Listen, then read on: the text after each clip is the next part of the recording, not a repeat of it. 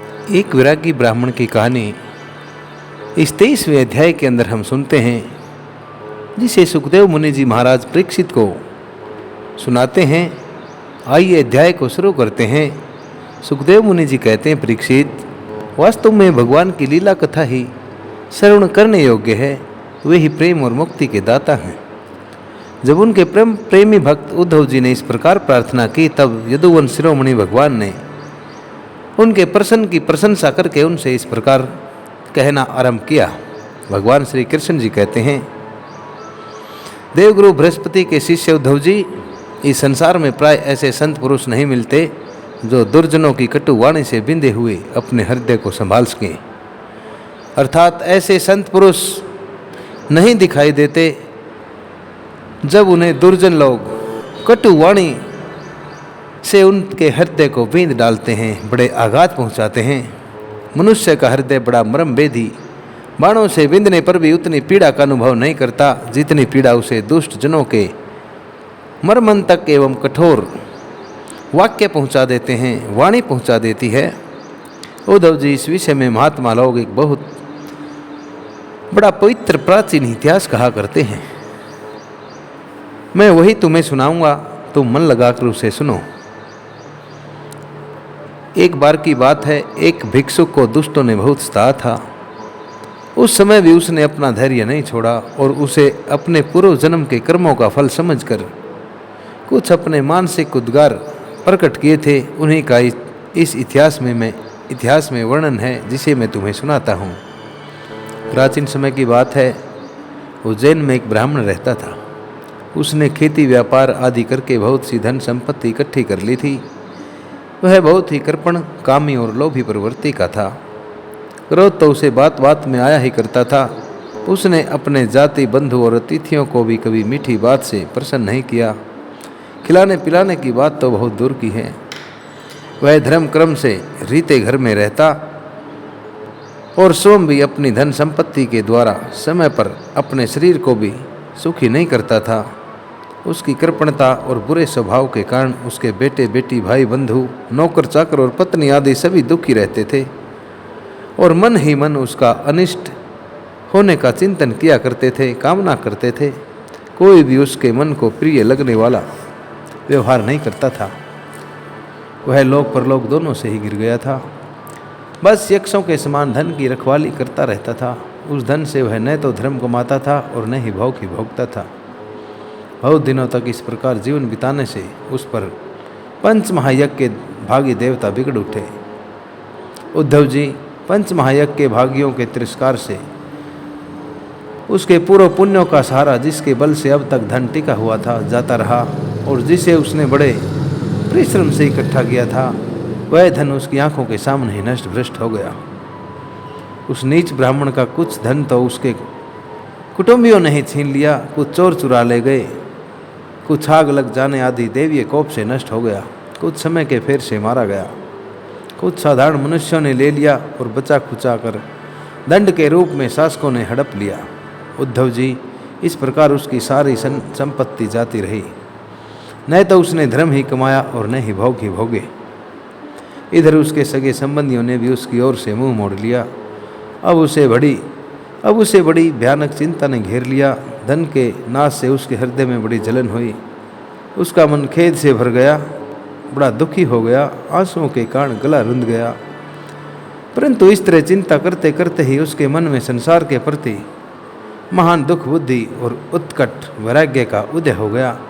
उसे संसार से घृणा सी हो गई। अब वह ब्राह्मण मन ही मन कहने लगा, हाय हाय, बड़े खेद की बात है। मैंने इतने दिनों तक अपने को व्यर्थ इस प्रकार सताया। जिस धन के लिए मैंने सरतोड़ परिश्रम किया, वह न तो कर्म धर्म में लगा और न ही मेरे सुख भोग के ही काम आया। प्राय देखा जाता है कि कृपण पुरुषों को धन से कभी सुख नहीं मिलता। इस लोक में तो वे धन कमाने और रक्षा की चिंता में जलते रहते हैं और मरने पर धर्म न करने के कारण नरक में चले जाते हैं। जैसे थोड़ा सा भी कोढ़ सुंदर शरीर के स्वरूप को बिगाड़ देता है, वैसे ही छोटा सा भी लोभ यशस्वियों के शुद्ध यश और गुणियों के प्रशंसनीय गुणों पर पानी फेर देता है। धन कमाने में कमा लेने पर उसको बढ़ाने, रखने और खर्च करने में तथा उसके नाश और उपभोग में जहाँ देखो वही निरंतर परिश्रम, भय, चिंता और भ्रम का ही सामना करना पड़ता है। चोरी, हिंसा, झूठ बोलना, दंभ, काम, क्रोध, गर्व, अहंकार, भेद बुद्धि, वैर, अविश्वास, स्पर्धा, लंपटता, जुआ और श्राप, ये 15 अनर्थ मनुष्यों में धन के कारण ही माने गए हैं। इसलिए कल्याणकामी पुरुष को चाहिए कि स्वार्थ एवं परमार्थ के विरोधी अर्थ नामधारी अनर्थ को दूर से ही छोड़ दें। भाई, बंधु, स्त्री, पुत्र, माता पिता, सगे संबंधी जो स्नेह बंधन से बंधकर बिल्कुल एक हुए रहते हैं, सब के सब कौड़ी के कारण, धन के कारण इतने फट जाते हैं कि तुरंत एक दूसरे के शत्रु बन जाते हैं। ये लोग थोड़े से धन के लिए ही क्षुब्ध और क्रोधित हो जाते हैं, बात की बात में सौहार्द संबंध तोड़ देते हैं, लाग डांट रखने लगते हैं और एकाएक प्राण लेने देने पर उतार हो जाते हैं, यहाँ तक कि एक दूसरे का सर्वनाश कर डालते हैं। देवताओं के भी प्रार्थनीय मनुष्य जन्म को और उसमें भी श्रेष्ठ ब्राह्मण शरीर प्राप्त करके जो उसका अनादर करते हैं और अपने सच्चे स्वार्थ परमार्थ का नाश करते हैं, वे अशुभ गति को प्राप्त होते हैं। यह मनुष्य शरीर मोक्ष और स्वर्ग का द्वार है। इसको पाकर भी ऐसा कौन बुद्धिमान मनुष्य है जो अनर्थों के धाम धन के चक्र में फंसा रहे। जो मनुष्य देवता, ऋषि, पितर, प्राणी, जाति भाई, कुटुंबी और धन के दूसरे भागीदारों को उनका भाग देकर संतुष्ट नहीं रखता और न स्वयं ही उसका उपभोग करता है, वह यक्ष के समान धन की रखवाली करने वाला कृपण तो अवश्य ही अधोगति को प्राप्त होता है, अर्थात पूर्ण गति को प्राप्त नहीं होते। मैं अपने कर्तव्य से गिर गया हूँ। मैंने भूल में अपनी आयु, धन और बल पौरुष खो दिए। ज्ञानी लोग जिन साधनों से मोक्ष तक प्राप्त कर लेते हैं, उन्हीं को मैंने धन इकट्ठा करने की व्यर्थ चेष्टा में खो दिया है। अब बुढ़ापे में मैं कौन सा साधन करूँगा। मुझे मालूम नहीं होता कि बड़े बड़े विद्वान भी धन की व्यर्थ तृष्णा से निरंतर क्यों दुखी रहते हैं। हो न हो अवश्य ही यह संसार किसी की माया से अत्यंत मोहित हो रहा है। यह मनुष्य शरीर काल के विकराल गाल में पड़ा हुआ है। इसको धन से, धन देने वाले देवताओं और लोगों से, भोग वासनाओं और उनको पूर्ण करने वालों से तथा पुनः पुनः जन्म मृत्यु के चक्र में डालने वाले काम कर्मों से लाभ ही क्या है। इसमें संदेह नहीं कि सर्वदेव स्वरूप भगवान मुझ पर प्रसन्न है, तभी तो उन्होंने मुझे इस दशा में पहुंचाया है और मुझे जगत के प्रति यह दुख, बुद्धि और वैराग्य भी दिया है। वस्तुतः वैराग्य ही इस संसार सागर से पार होने के लिए नौका के समान है। मैं वैसी अवस्था में पहुंच गया हूँ। यदि मेरी आयु शेष हो तो मैं आत्म लाभ में ही संतुष्ट रहकर अपने परम अर्थ के संबंध में सावधान हो जाऊंगा और अब जो समय बच गया है उसमें अपने शरीर को तपस्या के द्वारा सूखा डालूंगा। तीनों लोकों के स्वामी देवगण मेरे इस संकल्प का अनुमोदन करें। अभी निराश होने की कोई बात नहीं है, क्योंकि राजा खटवांग ने तो 2 घड़ी में ही भगवत धाम की प्राप्ति कर ली थी।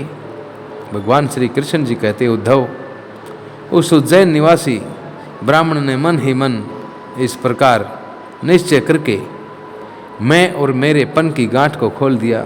इसके बाद वह शांत होकर मौनी सन्यासी हो गया। अब उसके चित्त में किसी भी स्थान, वस्तु या व्यक्ति के प्रति आसक्ति ना रही। उसने अपने मन, इंद्रियों, प्राणों को वश में कर लिया। वह पृथ्वी पर बड़े स्वतंत्र रूप से घूमने लगा। वह भिक्षा के लिए शहर और गांव में जाता अवश्य था, परंतु इस प्रकार जाता था कि उसे कोई पहचान न पाता था। उद्धव जी, वह भिक्षुक अवधूत बहुत बूढ़ा हो गया था। दोस्त उसे देखते ही टूट पड़ते और तरह तरह से उसका तिरस्कार करके उसे तंग करते थे। कोई उसकी लाठी को छीन लेता, दंड छीन लेता, तो कोई भिक्षा पात्र ही छीन लेता। कोई कमंडलू उठा ले जाता, तो कोई आसन, रुद्राक्ष माला और कंठा आदि को लेकर भाग जाता। कोई तो उसकी लंगोटी और वस्त्र को ही इधर उधर डाल देता। कोई वे वस्तुएं देकर और कोई दिखला कर फिर छीन लेते। जब वह अवधूत मधुकरी मांग कर लाता, भिक्षा मांग कर लाता और बाहर नदी तट पर भोजन करने बैठता, तो पापी लोग कभी उसके सिर पर मूत देते तो कभी थूक देते। वे लोग उस मौनी अवधूत को तरह तरह से बोलने के लिए विवश करते, और जब वह इस पर भी नहीं बोलता तो उसे पीटते भी। कोई उसे चोर कहकर डांटने झपटने लगता, कोई कहता इसे बांध लो, और फिर उसे रस्सी से बांधने लगते। कोई उसका तिरस्कार करके इस प्रकार ताना कसते कि देखो देखो, अब इस कृपण ने धर्म का ढोंग रचा लिया। धन संपत्ति जाती रही, स्त्री पुत्रों ने घर से निकाल दिया, तब इसने भीख मांगने का रोजगार पकड़ लिया है। ओहो देखो तो सही, यह मोटा तकड़ा भिखारी धैर्य में भी बड़ा भारी पर्वत के समान है। यह मौन रखकर अपना काम बनाना चाहता है। सचमुच यह बुगले से भी बढ़कर ढोंगी और दृढ़ निश्चय है। कोई उस अवधूत की हंसी उड़ाता तो कोई उस पर अधो वायु शरीर की गंदी हवा निकाल कर छोड़ देता। जैसे लोग तोता मैना आदि पालतू पक्षियों को बांध लेते या पिंजड़े में बंद कर लेते हैं, वैसे ही उसे भी वे लोग बांध देते और घरों में बंद कर देते। किंतु वह सब कुछ चुपचाप सह लेता। उसे कभी बुखार आदि के कारण दैहिक पीड़ा सहनी पड़ती, कभी गर्मी सर्दी आदि से दैवीय कष्ट उठाना पड़ता, और कभी दुर्जन लोग अपमान आदि के द्वारा उसे भौतिक पीड़ा पहुंचाते। परंतु भिक्षुक के मन में इससे कोई विकार न होता। वह समझता कि यह सब मेरे पुनर्जन्म के कर्मों का फल है और इसे मुझे अवश्य ही भोगना पड़ेगा। यद्यपि नीच मनुष्य तरह तरह के तिरस्कार करके उसे उसके धर्म से गिराने की कोशिश करते रहते थे, फिर भी वह बड़ी दृढ़ता से अपने धर्म में स्थिर रहता और सात्विक धैर्य का आश्रय लेकर कभी कभी ऐसे उद्गार प्रकट किया करता था। ब्राह्मण कहता, मेरे सुख अथवा दुख का कारण न ये मनुष्य हैं, न ये देवता हैं, न आत्मा हैं और न ग्रह, कर्म और काल आदि ही हैं। श्रुतियाँ और महात्मा जन मन को ही इसका परम कारण बताते हैं और मन ही सारे संसार चक्र को चला रहा है। सचमुच यह मन बहुत बलवान है। इसी ने विषयों, उनके कारण गुणों और उनसे संबंध रखने वाली वृत्तियों की सृष्टि की है। उन वृत्तियों के अनुसार ही सात्विक, राजस और तामस अनेकों प्रकार के क्रम होते हैं और कर्मों के अनुसार ही जीव को विविध गतियाँ होती हैं। मन ही समस्त चेष्टाएं करता है, उसके साथ रहने पर भी आत्मा निष्क्रिय ही है। वह ज्ञान शक्ति प्रदान है, मुझ जीव का सनातन सखा है और अपने अलुप्त ज्ञान से सब कुछ देखता रहता है। मन के द्वारा ही उसकी अभिव्यक्ति होती है। जब वह मन को स्वीकार करके उसके द्वारा विषयों का भोक्ता बन बैठता है, तब कर्मों के साथ आसक्ति होने के कारण वह उनसे बंध जाता है। दान, अपने धर्म का पालन, नियम, संयम, वेदों का अध्ययन, सत्कर्म और ब्रह्मचारी आदि श्रेष्ठ व्रत, इन सब का अंतिम फल यही है कि मन एकाग्र हो जाए, भगवान में लग जाए। मन का समाहित हो जाना ही परम योग है। जिसका मन शांत और समाहित है, उसे दान आदि समस्त सत्कर्मों का फल प्राप्त हो चुका है। अब उनसे कुछ लेना कोई बाकी नहीं है। और जिसका मन चंचल है अथवा आलस्य से ग्रस्त हो रहा है, अभिभूत हो रहा है, उसको इन दान आदि शुभ कर्मों से अब तक कोई लाभ नहीं हुआ है। सभी इंद्रियां मन के वश में हैं, मन किसी भी इंद्रिय के वश में नहीं है। यह मन बलवान से भी बलवान, अत्यंत भयंकर देव है। जो इसको अपने वश में कर लेता है, वही देव इंद्रियों का विजेता है। सचमुच मन बहुत बड़ा शत्रु है। इसका आक्रमण असह्य है, असहनीय है। यह बारी शरीर को ही नहीं, हृदय आदि मर्म स्थानों को भी भेदता रहता है। इसे जीतना बहुत ही कठिन है। मनुष्यों को चाहिए कि सबसे पहले इस शत्रु पर विजय प्राप्त करे, परंतु होता ये है कि मूर्ख लोग इसे तो जीतने का प्रयत्न करते नहीं, दूसरे मनुष्यों से झूठ मूठ झगड़ा बखेड़ा करते रहते हैं और इस जगत के लोगों को ही मित्र शत्रु उदासीन बना लेते हैं। साधारणतः मनुष्यों की बुद्धि अंधी हो रही है, तभी तो वे इस मन कल्पित शरीर को मैं और मेरा मान बैठते हैं और फिर इस भ्रम के फंदे में फंस जाते हैं कि यह मैं हूँ और यह दूसरा है।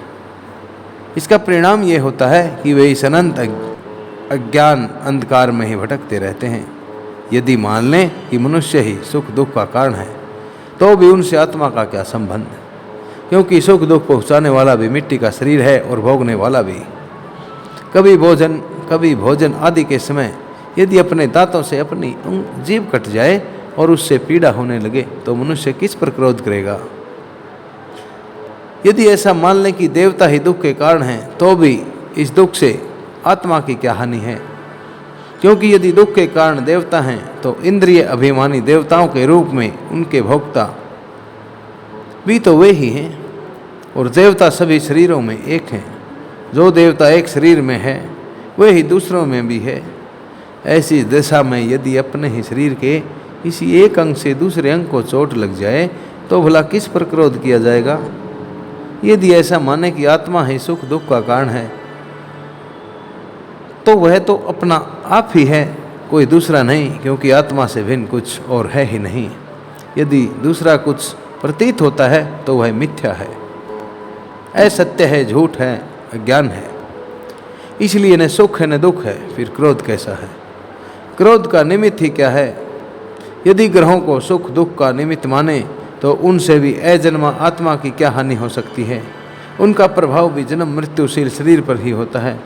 ग्रहों की पीड़ा तो उनका प्रभाव ग्रहण करने वाले शरीर को ही होती है, और आत्मा उन ग्रहों और शरीरों से सदा अलग है, परे है। तब भला वह किस पर क्रोध करे? यदि कर्मों को ही सुख दुख का कारण माने तो उनसे आत्मा का क्या प्रयोजन?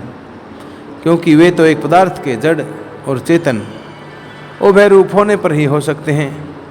जो वस्तु विकार से युक्त और अपना हित अहित जानने वाली होती है उसी से कर्म हो सकते हैं। अतः वह विकार युक्त होने के कारण जड़ होनी चाहिए और हिताहित का ज्ञान रखने के कारण चेतन होनी चाहिए। किंतु शरीर तो अचेतन है, देह तो अचेतन है, और उसमें पक्षी रूप से रहने वाला आत्मा सर्वथा निर्विकार और साक्षी मात्र है, जिसका कोई आकार नहीं है। इस प्रकार कर्मों का तो कोई आधार ही सिद्ध नहीं होता, फिर क्रोध किस पर करें? यदि ऐसा माने कि काल ही सुख दुख का कारण है तो आत्मा पर उसका क्या प्रभाव है? क्योंकि काल तो आत्म स्वरूप ही है। जैसे आग आग को नहीं जला सकती और बर्फ बर्फ को नहीं गला सकता, वैसे ही आत्म स्वरूप काल अपने आत्मा को ही सुख दुख नहीं पहुंचा सकता, फिर किस पर क्रोध किया जाए? आत्मा शीत उष्ण सुख दुख आदि द्वंद्वों से सदा अतीत है, दूर है। आत्मा प्रकृति के स्वरूप धर्म कार्य ले संबंध और गंध से भी रहित है। उसे कभी कहीं किसी के द्वारा किसी भी प्रकार से द्वंद्व का स्पर्श ही नहीं होता। वह तो जन्म मृत्यु के चक्कर में भटकने वाले अहंकार को ही होता है। जो इस बात को जान लेता है वह फिर किसी भी भय से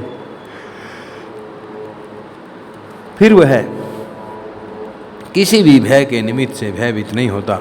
बड़े बड़े प्राचीन ऋषि मुनियों ने इस परमात्म निष्ठा का आश्रय ग्रहण किया है। मैं भी इसी का आश्रय ग्रहण करूंगा और मुक्ति तथा प्रेम के दाता भगवान के चरण कमलों की सेवा के द्वारा ही इस दुरंत ज्ञान सागर को अनायास ही पार कर लूंगा। भगवान श्री कृष्ण जी कहते हैं, उद्धव जी, उस ब्राह्मण का धन क्या नष्ट हुआ? उसका सारा क्लेश ही दूर हो गया। अब वह संसार से विमुख हो गया था और संन्यास लेकर पृथ्वी में स्वतंत्र रूप से विचर रहा था, घूम रहा था। यद्यपि दुष्टों ने उसे बहुत सताया, फिर भी वह अपने धर्म में अटल रहा, तनिक भी विचलित ना हुआ। उस समय वह मौनी अवधूत मन ही मन इस प्रकार का गीत गाया करता था, उद्धव जी, इस संसार में मनुष्य को कोई दूसरा सुख या दुख नहीं देता, यह तो उसके चित्त का भ्रम मात्र है। यह सारा संसार और इसके भीतर मित्र उदासीन और शत्रु के भेद अज्ञान से कल्पित हैं, अज्ञान द्वारा रचे गए हैं। इसलिए प्यारे उद्धव, अपनी वृत्तियों को मुझ में तन्मय कर दो और इस प्रकार अपनी सारी शक्ति लगाकर मन को अपने वश में कर लो और फिर मुझ में ही नित्य युक्त होकर स्थित हो जाओ। बस सारे योग साधन का इतना ही सार संग्रह है। यह भिक्षुक का गीत क्या है? मूर्तिमान ब्रह्म ज्ञान निष्ठा ही है। जो पुरुष एकाग्रचित से इसे सुनता सुनाता और धारण करता है, वह कभी सुख दुख आदि द्वंद्वों के वश में नहीं होता। उनके बीच में भी वह शेर के समान धाड़ता रहता है। इस प्रकार तितिक्षु, एक वैरागी ब्राह्मण की कहानी भगवान श्री कृष्ण जी द्वारा उद्धव को सुनाई गई, जिसे परीक्षित को सुखदेव मुनि जी ने अपनी वाणी से सुनाया। सभी श्रोताओं से बारंबार ये विनती रहती है कि ओम नमो नारायण चैनल का सिर्फ और केवल मुख्य उद्देश्य सनातन धर्म की पावनमयी कहानियों को आगे से आगे प्रचारित और प्रसारित करना है। कृपया इस यज्ञ में चैनल को सब्सक्राइब करके सहयोग दें ताकि सनातन धर्म का प्रचार और प्रसार का डंका सदा सदा बजता रहे। इन शब्दों के साथ आप सभी को नरेंद्र कौशिक का ओम नमो भगवते वासुदेवाय, ओम नमो भगवते वासुदेवाय, ओम नमो भगवते वासुदेवाय। 11वें स्कंद के 24वें अध्याय, अगले अध्याय में हम सुनेंगे सांख्य योग। सांख्य योग क्या है? भगवान श्री कृष्ण जी और उद्धव जी की बातचीत। सभी को पुनः ओम नमो भगवते वासुदेवाय।